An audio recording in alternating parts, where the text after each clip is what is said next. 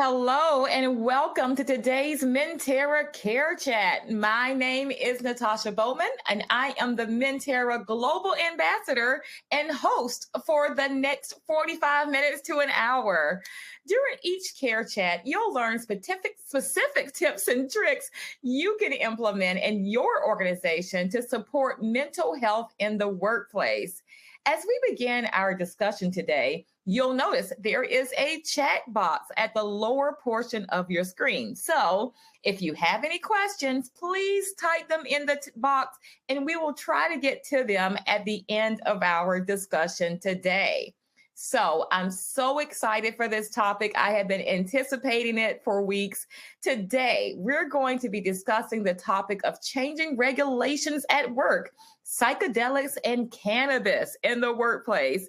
And I'm so pleased that we have expert speakers, James Olney, he's the senior employment lawyer, and Rais, CEO and co-founder of Enthea, that join me today. So to kick things off, let's start with a brief introduction. And we're going to start with you, James. Let's welcome to today's Mentera Care Chat. Could you tell us a little bit about yourself and your work? I can. I'll start off with a little bit of an aphorism here. There are three things in life that are true. Death, we are all going to die, which is a morbid way to start something like this. Taxes, we all must pay taxes. And then third, if you give a lawyer the opportunity to speak about himself, he will never pass that opportunity by. I'm a lawyer. I do employment law. I work for a company called USI Insurance Services. We're an insurance brokerage agency. My team is a team of employment law attorneys with risk management and HR backgrounds. We have something like 3,500 clients of all sizes and stripes, mom and pop shops, tens of thousands of employees, for-profit, nonprofit, public, private. I'll be using those experiences I have working with them in the employment law space to inform the conversation that I have with you guys today during today's presentation. All right. Well, that was quick for a lawyer. I'm a lawyer myself, and I talk way more than that. You can ask my husband. So thank you for that. But we're going to hear a lot more from you, though, as the conversation goes. And then as we have our second guest, Sherry, please tell us a little bit about yourself and your work at Enthea, what it entails. And we also want to know about the psychedelic drugs that are available. And people hear that word psychedelic, I don't know where their mind goes. So let's make sure we bring that in so everybody's on the same page as we start our discussion today. Great. So I'll try to answer all of those questions. My name is Sherry. I'm the CEO and co-founder of Enthea. What we do is we create employer benefit plans for psychedelic healthcare, currently with ketamine therapy, and I'll explain what those things are and why I decided to do this. I come from a background of poverty reduction, so I spent 10 years in the field, mostly in Africa, trying to help reduce poverty in different countries. And I saw firsthand that you can't fully address poverty without addressing mental health. And then I started to look for solutions on how to address mental health. And to answer your question, Natasha, on what are psychedelics? Mm-hmm. I was really surprised to see that a lot of the ways we're treating mental health doesn't actually work effectively. And psychedelics are hallucinogenic compounds that target the brain in a certain way that affects serotonin and allows people, combined with therapy, to get to their root cause of their trauma, their depression, their anxiety. And what we've seen in clinical trials is that when taken with therapy, so that's really important, 65 to 85% of people who undergo psychedelic therapy will come out at 12-month follow-up no longer presenting signs of depression, anxiety, or trauma, or whatever their indication was. And this is unheard of with traditional treatments. But employers don't have an easy way to offer this to their employees. So I started a company to help make this available. I love that. And as someone who's diagnosed with a mental health condition, I'm always looking to explore things that help me with that. So thank you for providing alternatives so that people have different options available. As someone that's gone through different prescription medications to figure out which one works best, as many options that are available, I think is best. But we've got to address something first that I know is probably at the top of everyone's mind. And I want to hear from both Sherry and from James on this one. There's stigma, right, around the use of marijuana, especially, in many states. I live in New York City where it's legalized. And psychedelic drugs to treat mental health conditions. So, Sherry, if you can answer first, and James, we definitely want to hear from you from that legal perspective as well. Can you share with us what you're hearing and seeing across the spectrum about this and your response and what your response is to those that have a negative view of marijuana and the use of psychedelic drugs to treat mental health conditions?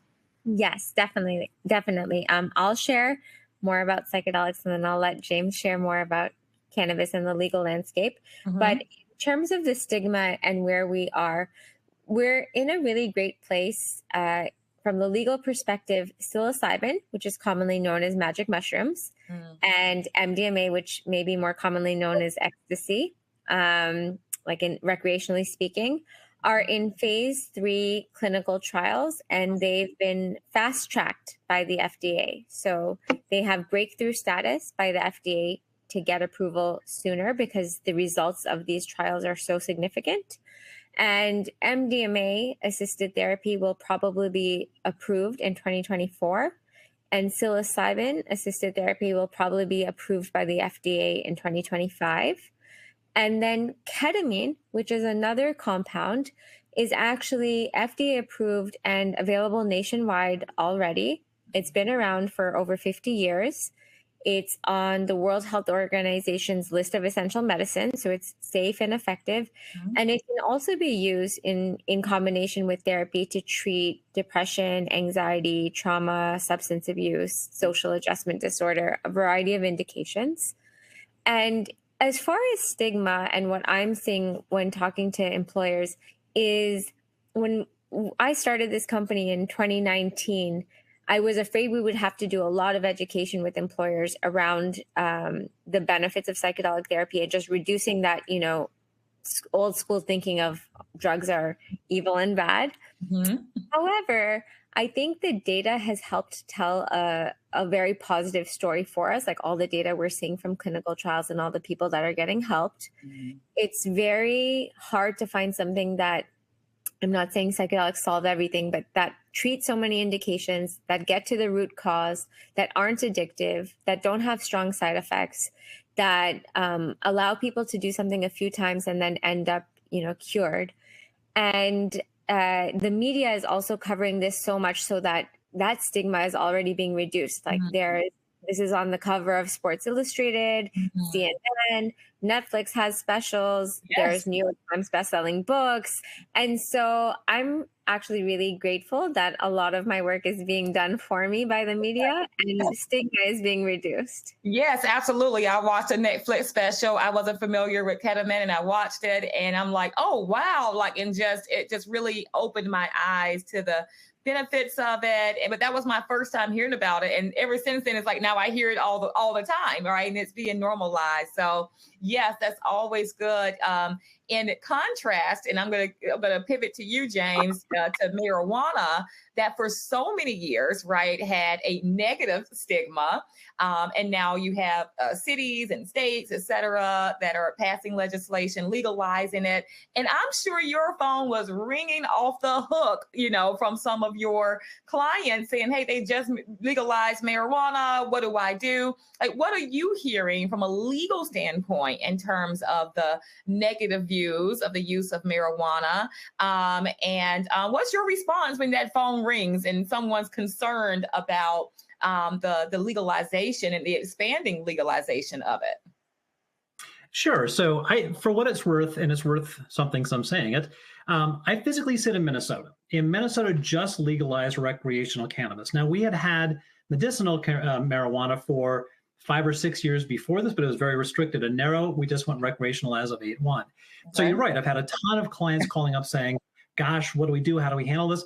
And there's this vast misperception, which we'll get to the stigma in a second, that these laws are saying, and I will talk more about this later, but that the laws are saying, hey, that means employees can come to work high, they can get high during their breaks, they can get high over lunches. All bets are off. We have no way to restrict this behavior and activity.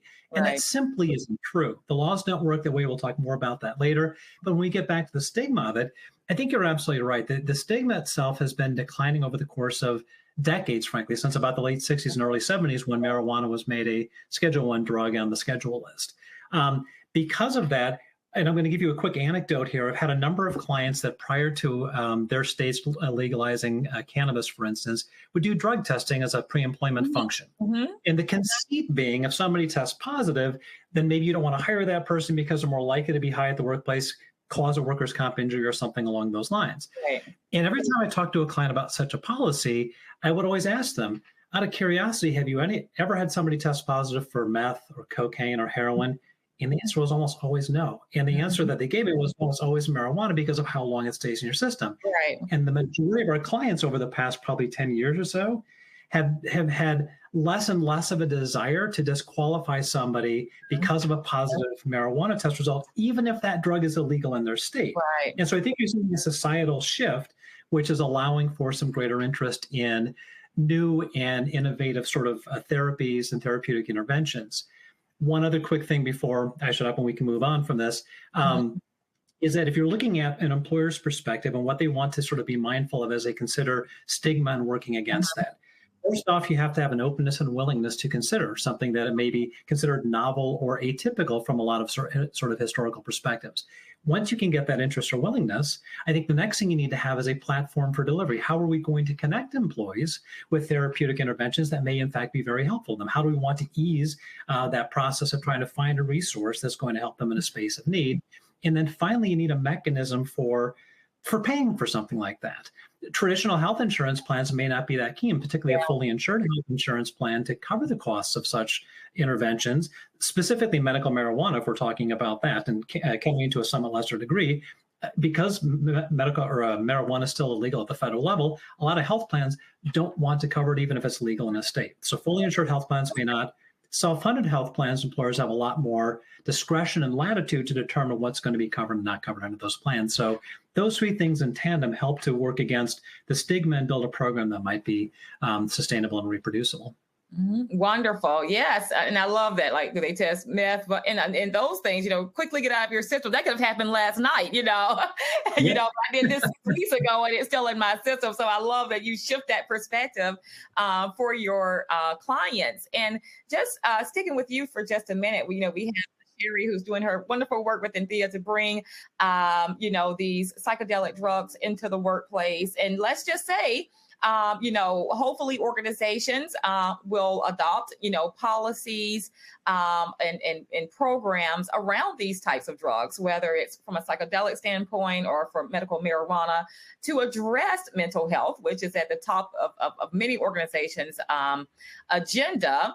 How do you see corporate America approaching this change in environment, and how risk averse do you think the average company or CHRO is going to be as it relates? And I know you touched on this just a little bit, but how do you see this shift happening as we're going to have now a policy? We're putting this on paper. And I've been a part of organizations at CHRO when we said, okay, no, we're no longer testing for marijuana and, things like that, which made sense to me as a leader, but to others not. But what are you seeing in that space? How do you see this shift happening? Do you think people are going to be very risk averse of offering this through their medical benefits plans and things like that? Yeah. So let's talk about the risk aversion piece of it. You said on average, how much do I see by way of risk aversion here? How cautious are folks? There is, either surprisingly or not surprisingly, depending on your perspective on this, there are variances and differences based on industry, based on size of employer, based on physical locality of the employer. I'll use Minnesota as an example because I happen to sit here. In Minnesota, you've got the Twin Cities, and you kind of got everything else. Yeah, sure. There's a few other semi-big towns. It's like Illinois. You got Chicago and everything else. Right. And so metropolitan employers are more likely to be receptive to the concepts that we're talking about in today's session than some of the rural or outstate employers. So even physical locality can move the needle on how receptive an employer is. Employer size also makes a difference. There's a sort of middle market size where you've got about 50 to maybe up to 700 or 1,000 employees, where there can be some greater adaptability in this space than there is if you've got, if you're Target or Walmart or something like that. The decisions you make have such an impact that they tend to be a bit more conservative in this space. Right. Your super small employers, it's just a grab bag of how they're going to respond. But there is some more receptivity in that sort of 50 to probably 700 to 1,000 employee space that we're seeing. And then by industry, there are some, kind of like with locality, there can be some stereotypes that apply. Your sort of more progressive or tech industry type firms are going to be more, amenable to something like this than, say, a welding company might be or a construction company. And that gets to the second part of your question. When you take a look at sort of how the considerations that corporate America brings into these kinds of conversations, there are a few things. We've already talked a little bit about the increasing acceptance over the course of time of the concept of things that used to be sort of verboten drugs or evil things or turn people, into just all sorts of problematic criminals, to understanding that this actually is in many cases not that different from alcohol. What I'm seeing is that the risk calculus that most of our clients are putting to this conversation is, gosh, do we have to be worried about somebody being under the influence at work, which means they might be impaired? And if they are impaired, do they present a safety risk to themselves or others? Do they represent a productivity problem for us? If somebody isn't fully focusing, is that going to be an issue? And a lot of the stigma around things like this come from the what ifs and could be's, most of which aren't realistic to the circumstances. Go back to medical marijuana, or medical marijuana, for instance, as an early precedent of a lot of the laws here. Employees simply weren't high at work. If somebody's high at work or drunk at work or whatever, you have mechanisms for dealing with that. And we'll talk about that more a little bit later. So it's getting past that concern about safety. Safety is legit.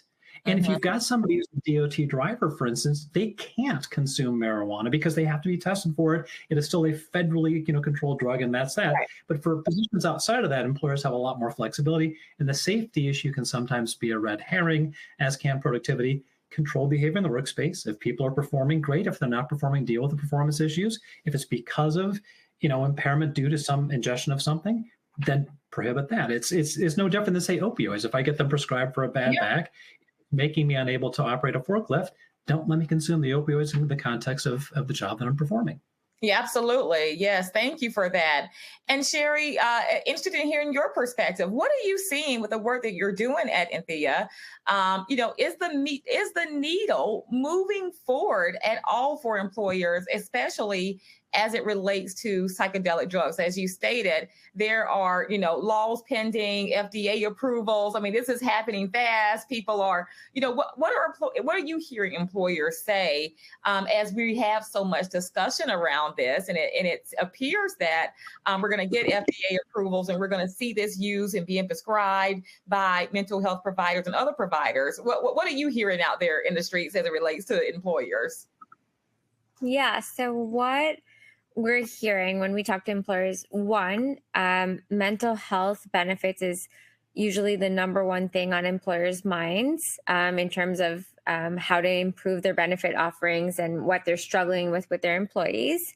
That's because 72% of employees are saying that they're not satisfied with the mental health care that they need. So there's definitely like a problem here. The other thing we're hearing from employers is just how difficult it is to treat mental health, because most people don't know this, but many conditions are treatment resistant, or many people are treatment resistant. So if you take people who have depression, 30% of people with depression are treatment resistant, meaning they've tried one or two medications for several years and it hasn't worked for them. With addiction, 40 to 60% of people with addiction are treatment resistant. So the things that are currently available won't work on them. With anxiety, it's 50%. So again, like 50% of people with anxiety, all of the medications and current treatments that are out there aren't going to work for them. So this comes up with employers a lot, that they are very aware that it's not that they're not trying. They're offering things to their employees. They're getting meditation apps. They're putting meditation rooms in the offices. They're giving them greater access to therapists through things like Talkspace and Headspace and Lyra and all of these other great mental health offerings. But the employers are aware that this isn't actually reaching all of the employees because many employees have issues that won't be addressed by this. And now what's really, I think, inspiring that we're seeing is last year we did a pilot program and we collected data from our patients and we wanted to check on outcomes. And at 12-month follow-up, we saw that 86% of the people that did a complete course of ketamine treatment had a reduction in symptoms. That's a 12-month follow-up. Wow. 67% of the people with depression had a reduction in symptoms, and 65% of the people with anxiety, the people with anxiety, I'm speaking wrong. The people with anxiety had a 65% reduction in symptoms. The people with depression had a 67% reduction in symptoms, and the people with PTSD had a 85% reduction in symptoms. And that's like unheard of with any other treatment that's out there. And so employers are excited that there's finally something that may work, that may get their employees to be more present, more engaged, more productive, go on less amount of sick days, or take less disability. So we have a lot of excitement in talking to employers about solutions that can be effective. Wonderful. Oh, those statistics are just, startling. It speaks for itself. And you're right. If people get, and again, speaking from a perspective of someone with a lived experience, getting that right treatment, and you're not, like, hey, this doesn't work, or it makes me feel fun, those types of things. I'm here, I'm present, I feel good. And that's what employers want, right? So why not, try something that hasn't been tried in the past. So just shifting back, James, to the legal environment of this, because we know our listeners and our viewers, they still going to go back to that. That's probably their number one barrier to adopting, legislation and policies, even without legislation. And I know there's a lot that we can cover, but as I stated earlier, there's so many, state laws and municipal laws that are being passed around the use of cannabis and psychedelic therapy legalization, and especially with marijuana being more widely available and legal. Do you think that employers, what you're seeing as it becomes legal, are we now seeing employers, okay, we're going to pass these policies, we may even be encouraging it for treatment? What are you seeing, and what are the most important things that employers should be considering as we see these legislations continue to pass? Sure. So let me start with sort of an overview of how a lot of the drug laws work from an employment perspective. So keep in mind, when we're talking about laws that regulate drugs, you've got a criminal code, you've got employment laws that have some impacts potentially, and to the extent where there's something that is legal, you've also got licensure and distribution things. I'm not talking about that stuff. We'll focus on the employment stuff, which is the most germane here. Right. I'm going to start by saying that there are, and I mentioned this earlier, cannabis, for instance, is still a Schedule I drug at the federal level. Now, there are some very interesting and sad historical reasons for that, which we won't get into for the time being, but it is still a Schedule I drug. And so that's why I mentioned earlier that DOT drivers, which have to comply with federal law, are still subject to cannabis, for instance, on a drug testing screen for pre-employment purposes. Even in New York, where you're sitting now, DOT is exempted from the New York laws. Right. So you have the issue.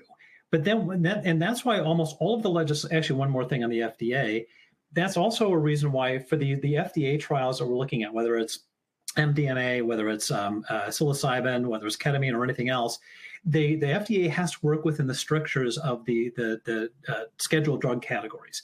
And so it is make it difficult. There has to be a lot of proper channels navigated to get these things subject to testing and eventually to wider availability. There is movement in that space at the federal level, though the laws themselves aren't yet changing, so that's great. And that's why most of the activity is taking place on the state level. And from a state perspective, what you're seeing is a couple of things. Typically, your gateway law, though not always, is medicinal marijuana. because that legislators feel some degree of comfort with that. We can control that. We can regulate that. It's not just people, walking down the street smoking or whatever the concern happens to be. And so a lot of times that's how states start the process of looking at, whether we're going to go full-fledged recreational cannabis.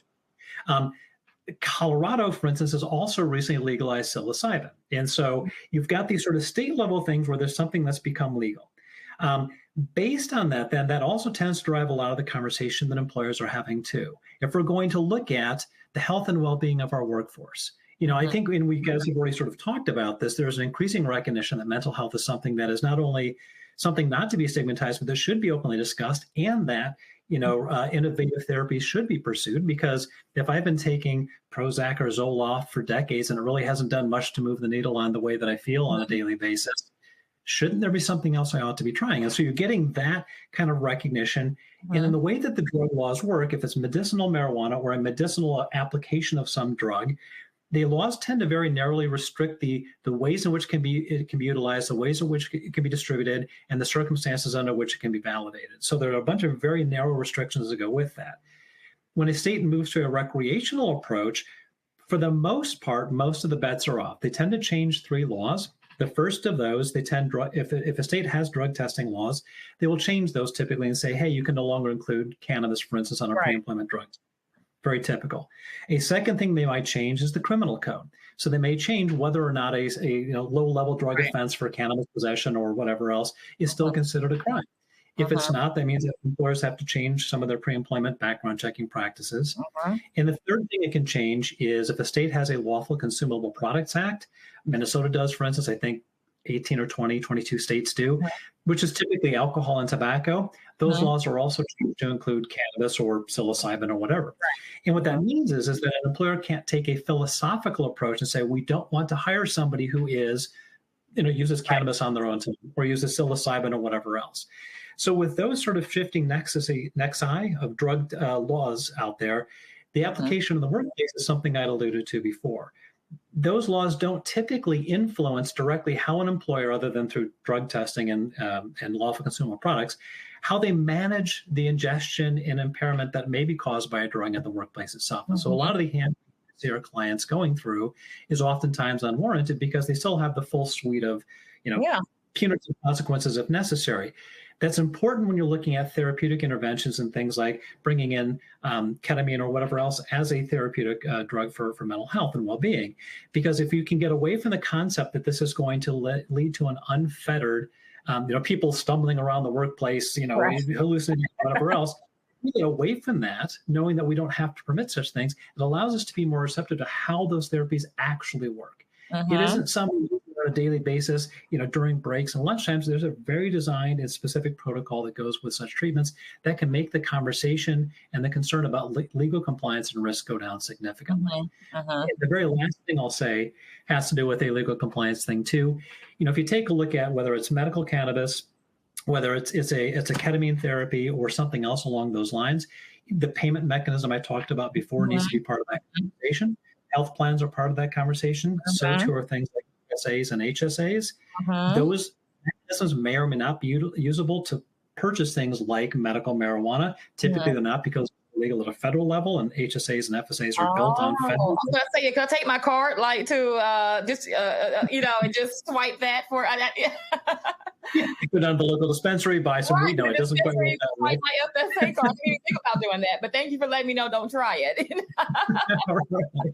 So there's all this sort of this polyglot of stuff that goes into the analysis of what a illegal risk tolerance and compliance looks like. For the most part, the drug laws out there are not going to, unless it's criminalized in a state, are not going to impose restrictions on an employer's ability to consider using them for using these chemicals for therapeutic purposes.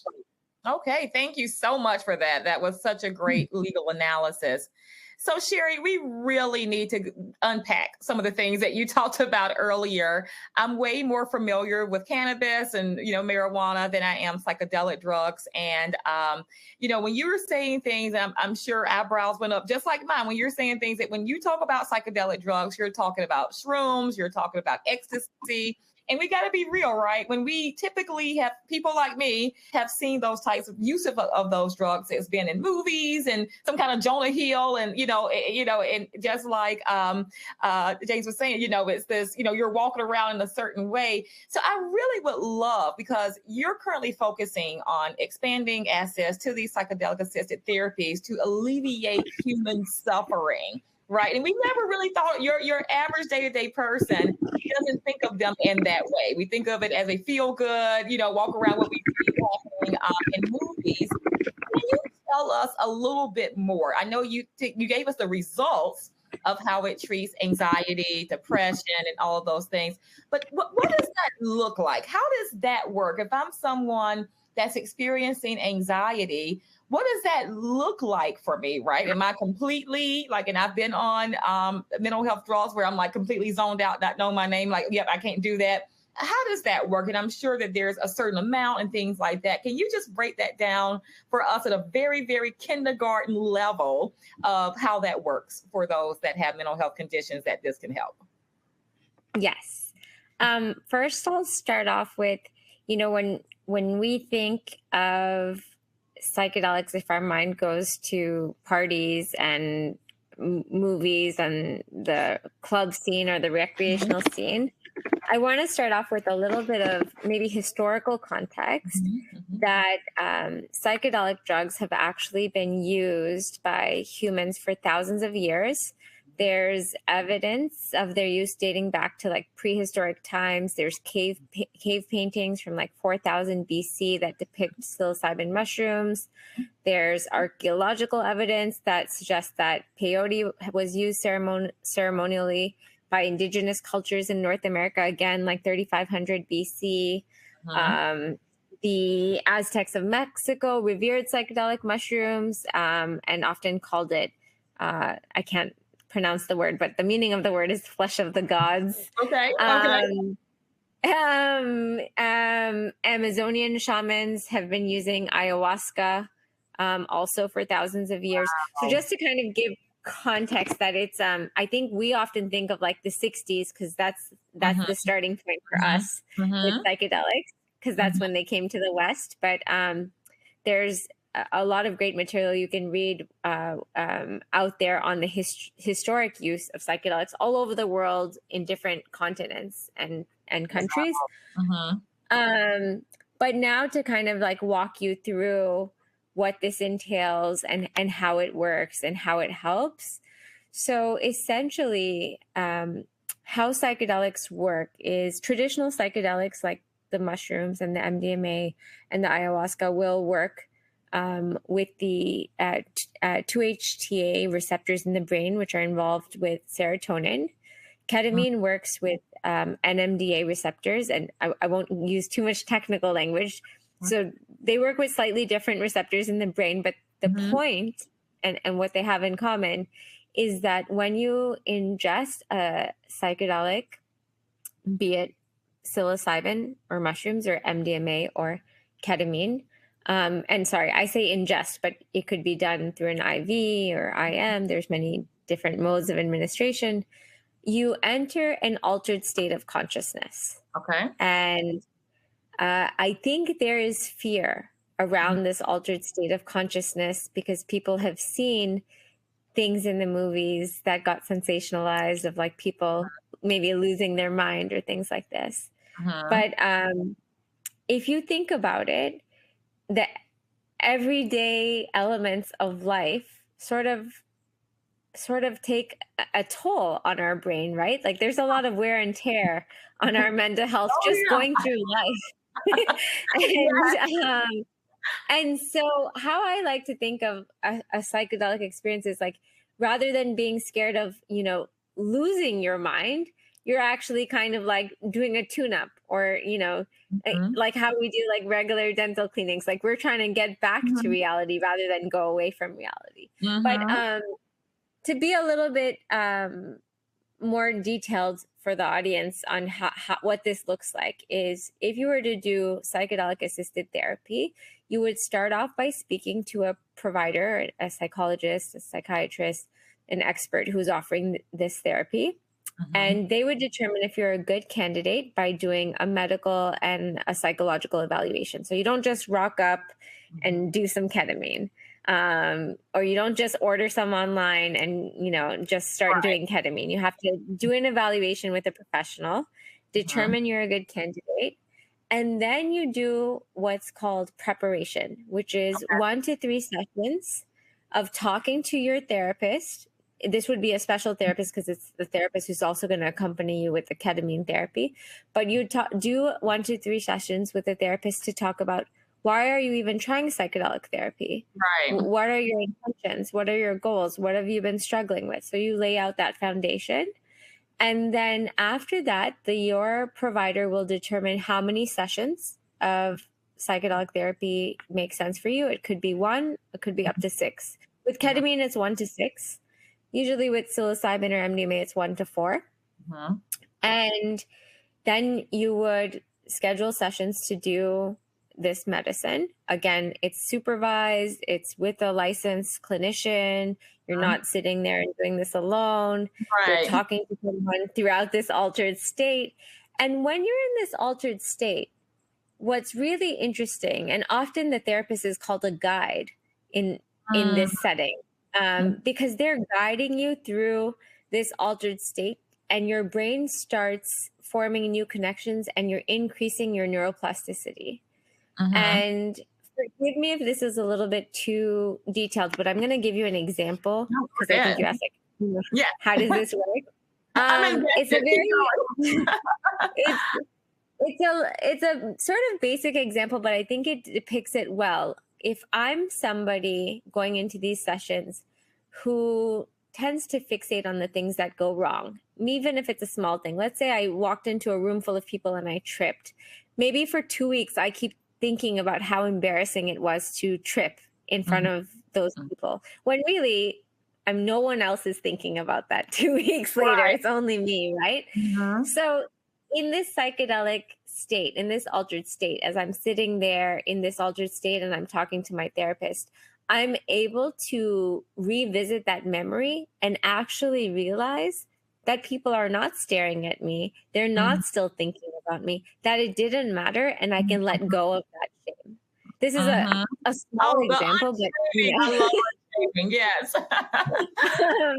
And then after these sessions that are done with your therapist and under the effect of the medicine, you do what's called integration. So you'll do maybe 6 to 8 sessions with your therapist just to sort of process everything you went through when you were in that altered state and kind of cement the lessons, like tell yourself it doesn't matter that I trip in front of people.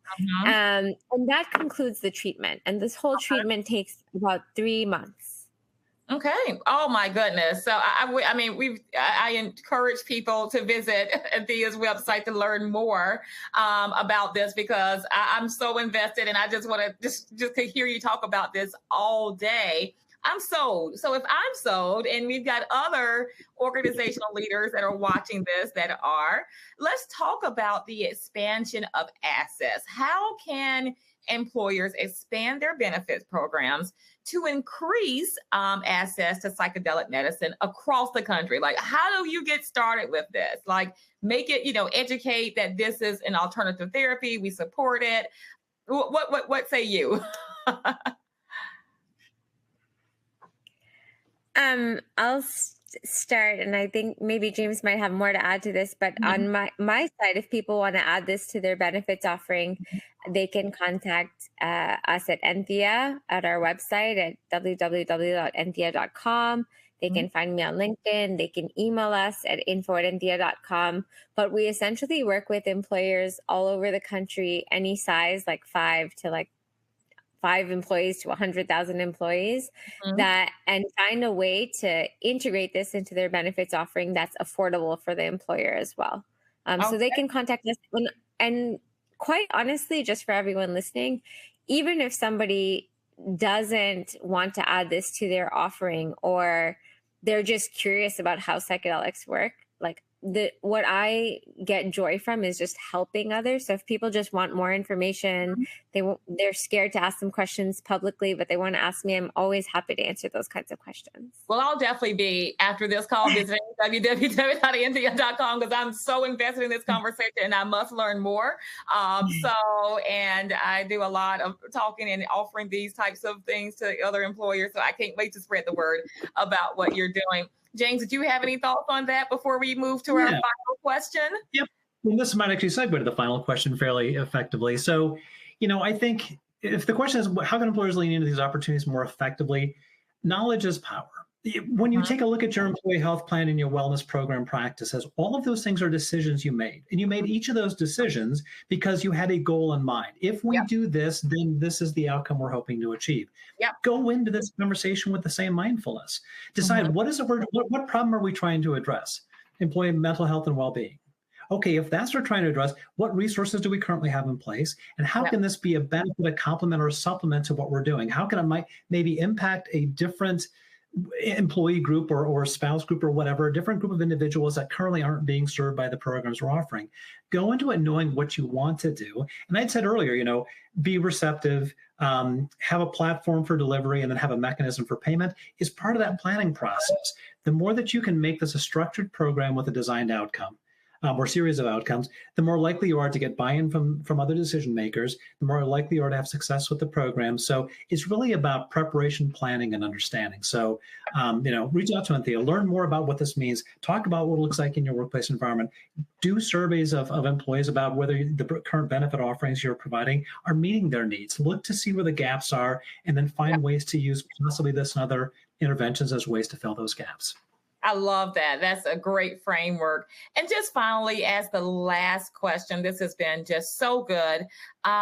For both of you, for those that have that are offering these programs, organizations that that are offering these programs, and seeing results, in what ways are they seeing them using both marijuana and cannabis or psychedelic drugs? Are we seeing positive outcomes?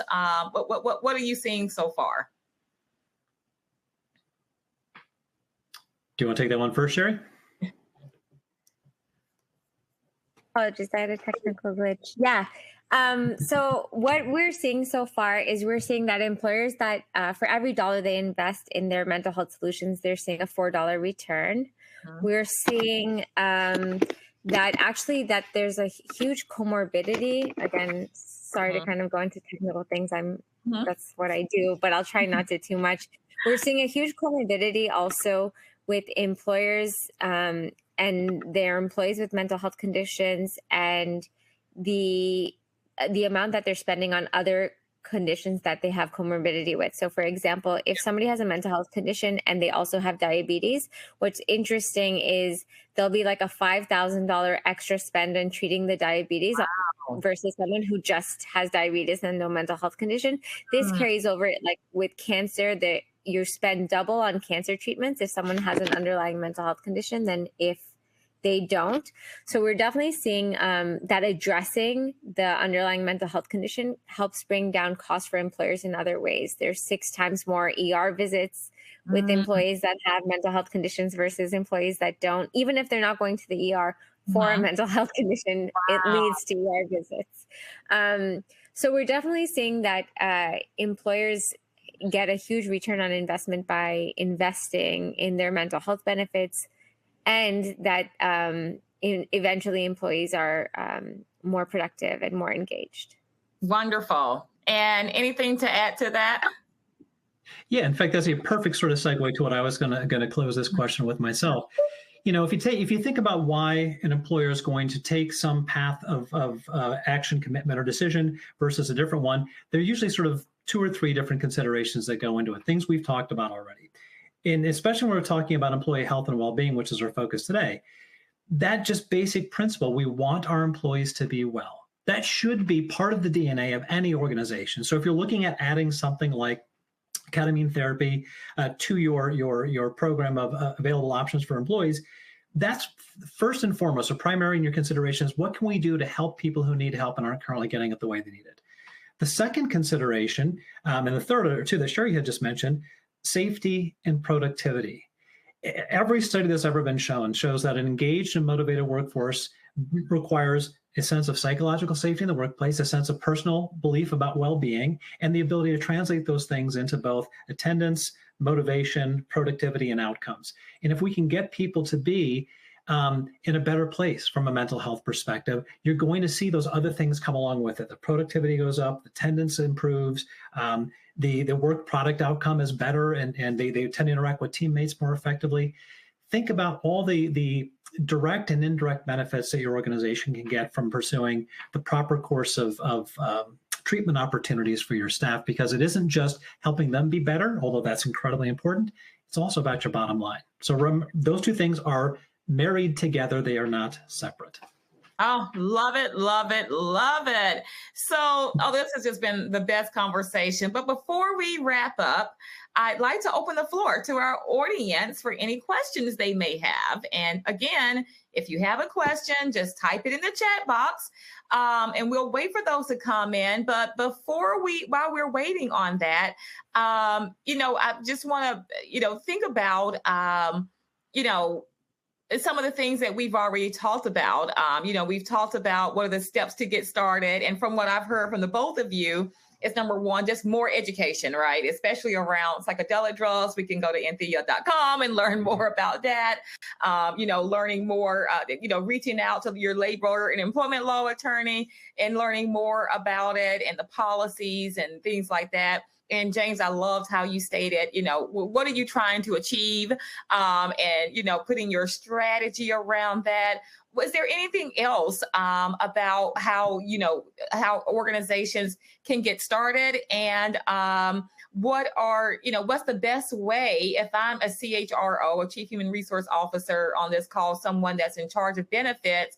How can I just get buy-in from my executive team? If I go to say, hey, we want to offer psychedelic drugs as part of our offerings, or whatever that looks like, how can I do that as well? What's the best practice for that?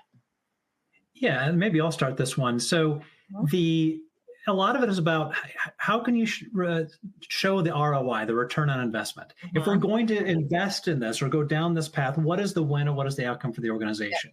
At the end of the day, your executive leaders do care about the people that work there, and I wouldn't suggest otherwise, hopefully. But showing an ROI makes that conversation a much easier sell.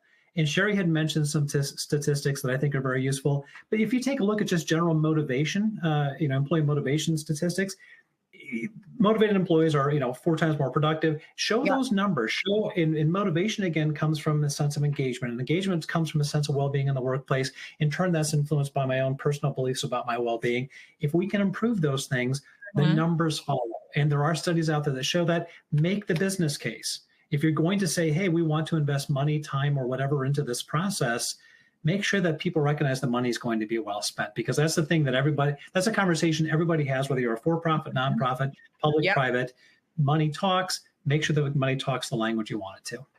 Love it. And Sherry, I know that you offered, you have better productivity, it also, the psychedelic drugs can also address comorbidities and things like that. But anything else to add to that executive buy-in? Because now I want to get started. I have the steps I want to take, but I've got to get that executive buy-in because I'm the person that's in charge of benefits. What else would you add to that business case that James just talked about? Yeah, that business case is a great playbook.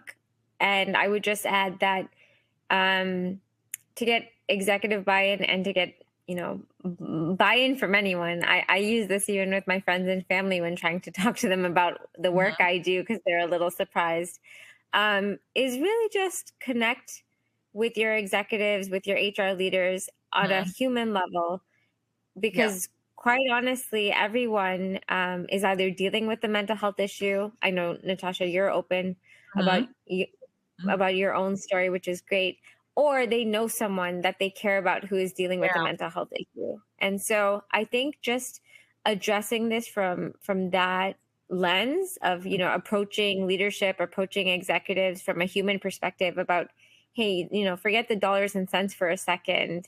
Like, don't you know someone that you care about that you wish could be helped? That's the way I would approach it. Love it. And a great question to go along with that we did get in the chat is, what are some challenges that I may face when I'm trying to offer or getting people on board for this type of coverage?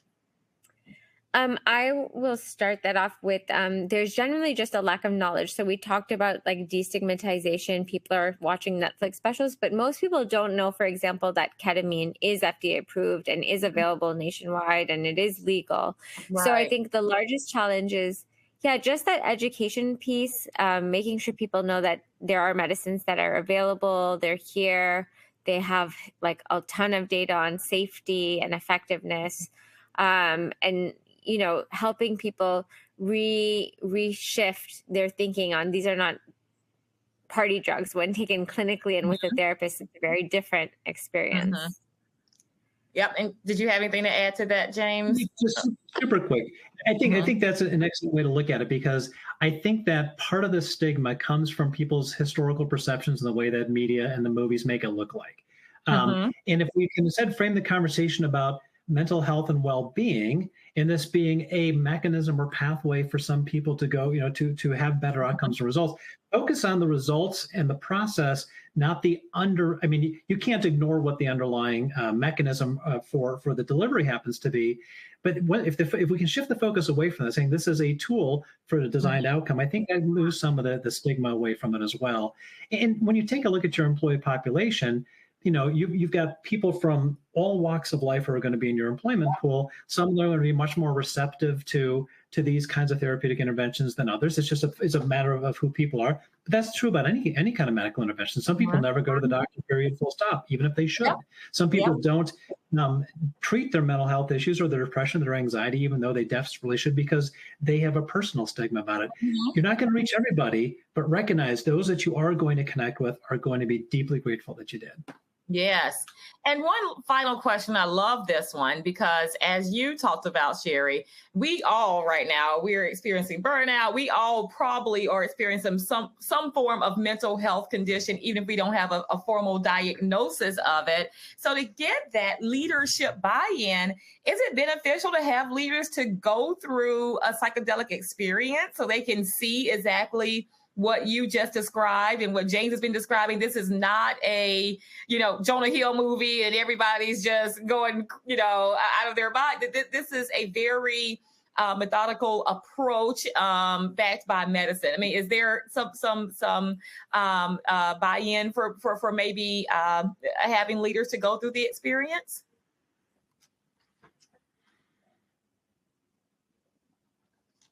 You're on mute. We can't hear you. Oh, sorry.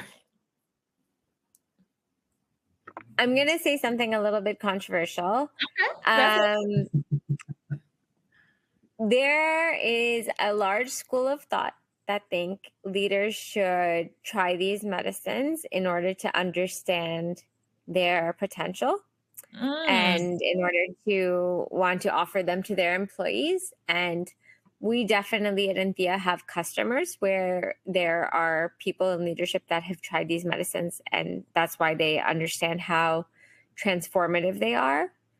There are many retreats and organizations running retreats. There's a website called Retreat Gurus, which anyone can go to, just retreatgurus.com, to find retreat centers that are, outside of the US usually, that run legal psychedelic retreats.